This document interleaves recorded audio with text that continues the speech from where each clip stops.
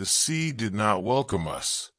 It greeted us like a mother who hadn't seen her child in years, stunned, hesitant, afraid to hope. The waves rose slow and heavy.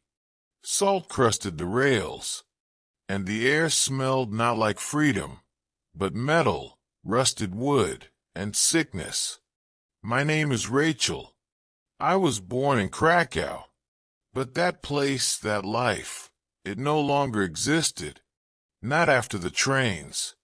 Not after the numbers they tattooed onto my arm. They said the land would heal us. They said Eretz Yisrael would remember. But as the ship creaked into the port of Haifa, all I could feel was silence. We disembarked in groups, women first, then the old men, then the children. There were soldiers waiting. Not British, thank God. Young men and women, not much older than me, with rifles slung across their shoulders like satchels. Some smiled. Some didn't. They gave us water, wrapped us in blankets, and herded us into lines. Lines again, but this time, no barking, no dogs, no counting, just names.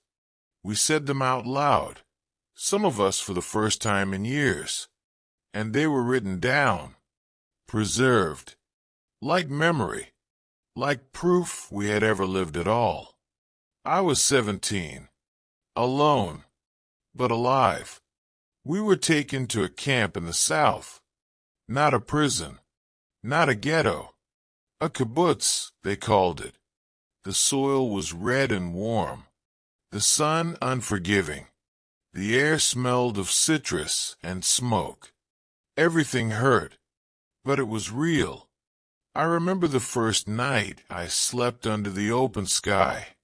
No roof, no walls, only the stars, thousands of them, blinking like the eyes of my family long gone. I did not cry. Not yet. There was too much to do.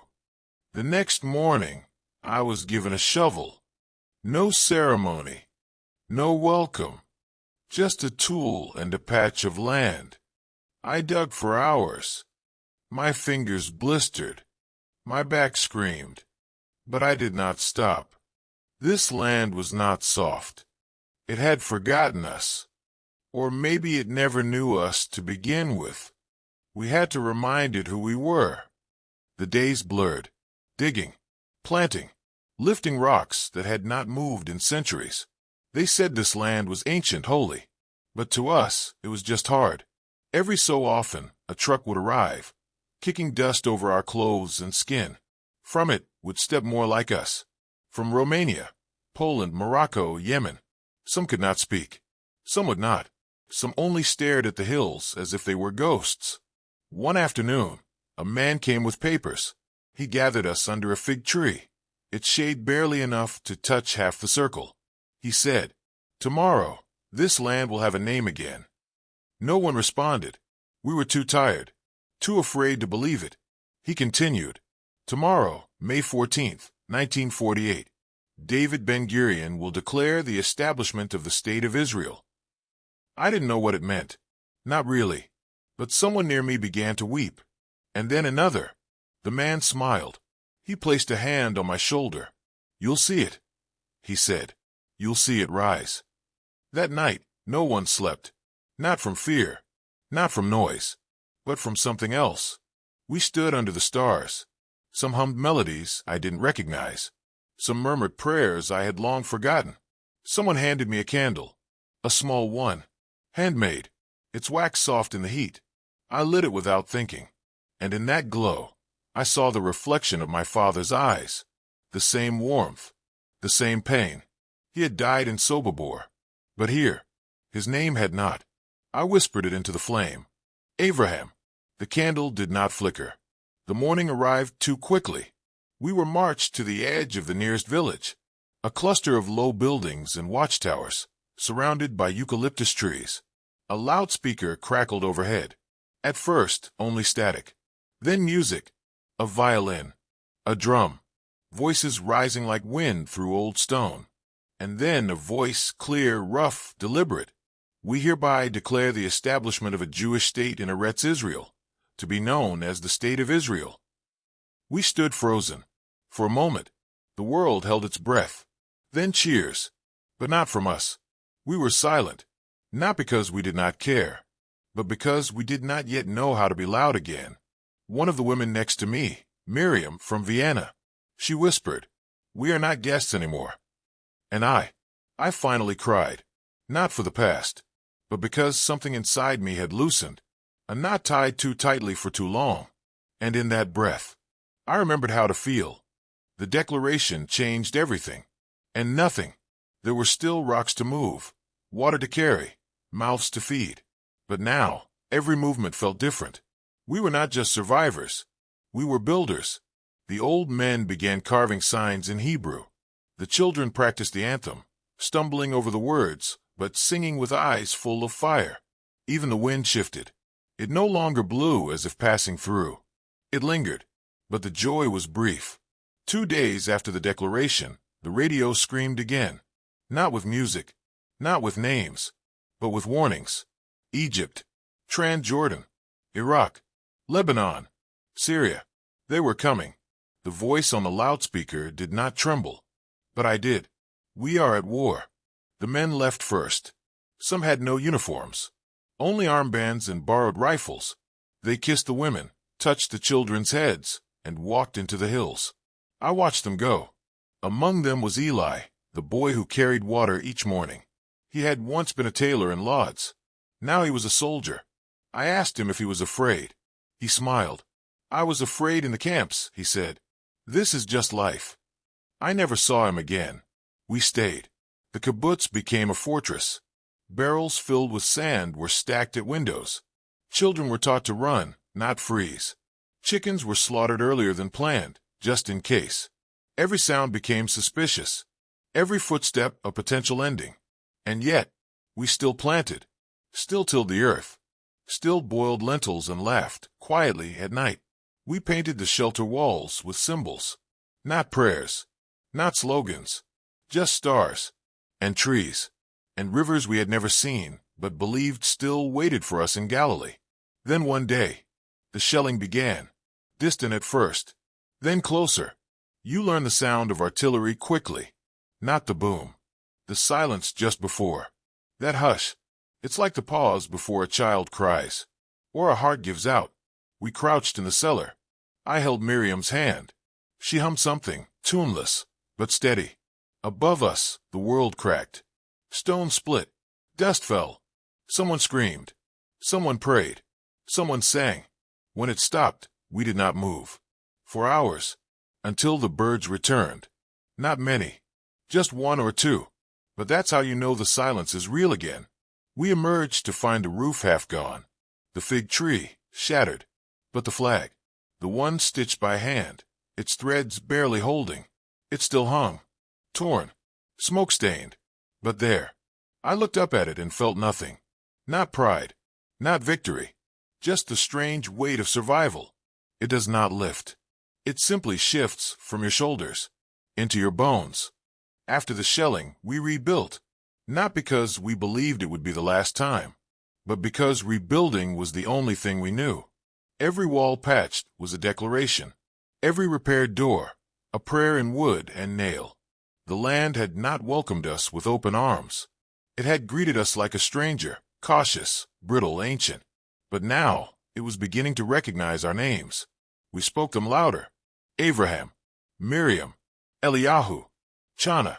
Some names belonged to the living. Some did not. But we said them anyway. Each morning, I walked to the edge of the fields before sunrise. The soil was cracked and dry. But when I pressed my hands into it, I could feel a pulse. A faint warmth, just beneath the surface. They told us this valley once belonged to David, that he passed through here with a sling and a prayer. I never knew if it was true, but I like to think that maybe, just maybe, he stood where I stood, and looked at the hills the same way I did, half in awe, half in defiance. One evening, a truck arrived from Tel Aviv. It carried crates of books. Torahs, manuals, Hebrew primers, and newspapers barely 2 days old. I held one of the books in my hands like it was a newborn. I had not touched a book in 4 years. In the camps, books were burned. Here, they were delivered. I took one with pages already yellowing, a novel about a girl who raised goats in the Golan. I could not finish it, not because I didn't understand, but because I understood too much. The story was too gentle for the world I had known. But I let myself believe in her anyway, that she was real, that she still lived, somewhere, tending her goats in peace. The war dragged on. Some days brought news of victories, others of retreats. Each town we heard about became personal, not because we had ever been there, but because someone we knew had. We began to map the war by absence. Eli, Shimon, Tamar. Each name that stopped being spoken made the silence around us louder. But the silence never stayed long. There were always new names, new ships, new faces. The land was filling. Some came limping. Some came with arms full of children. Some came with songs in Ladino or Yiddish, or tongues we didn't yet recognize. But all of them carried something invisible, something heavier than bags, a memory, a longing, a fire. They brought us stories from Odessa, Casablanca, Baghdad, Thessaloniki. Some had escaped in time. Others had arrived too late for anything but beginning again. We gave them food, tents, blankets, and space to write their names. That was the first law here. Before borders, before roads, everyone must be named, so that no one would ever again be forgotten. It was late autumn when the olive trees began to fruit again. Not many, but enough. The elders said it was a sign. The land had acknowledged us. Not accepted, not yet, but acknowledged. We harvested in silence, as if afraid the trees might change their minds. I remember picking one olive, so small it barely fit between my fingers. I held it up to the sky and whispered, "I am still here." That became my prayer. Not a plea, not a song, just a fact, spoken into the wind, so that time would not forget me. One night, I was asked to join a woman named Esther. She was a teacher. Before the war, she had taught grammar to children in Prague. Now, she sat cross-legged on the floor of our shelter, scratching words onto a slate. She looked up and said, "They must know where we come from." I didn't understand. "The children," she said, "they will grow up Israeli. They must still remember they were once scattered." So we wrote lists of towns, customs, recipes, weddings, words that had nearly disappeared from our mouths. We wrote of Krakow and Vilnius, of Rhodes and Tunis, of Damascus and Fez. Esther's hands shook as she wrote the name of her father's bakery. I wrote the shape of my mother's earrings. Nothing grand, just things, little things. But they were the proof that we had not come from nowhere, that we were not born from the dust. We had walked across it, bled into it, buried our dead in it. And now, we dare to plant again. The war ended, or paused. We never knew which. The borders were drawn in pencil. No one trusted them. But the flag still flew. Still torn. Still bright. One morning, the radio crackled to life. This time with a voice of calm. "This is Kol Yisrael, the voice of Israel." I dropped the bucket I was carrying. It rolled into the dust, but I didn't chase it. I just stood there, eyes closed, listening. The voice spoke of trains, roads, schools to be built, and the first elections. But I heard none of that. All I heard was the name, Kol Yisrael, a voice. And I imagined, some of my father, finally hearing us speak back. That night, I walked again to the edge of the fields. The stars were out, scattered like questions.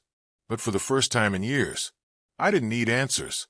I took the same candle I had lit on the night of the declaration, now half its size, wax-curled and blackened. I lit it again. Its flame was softer now, but steady.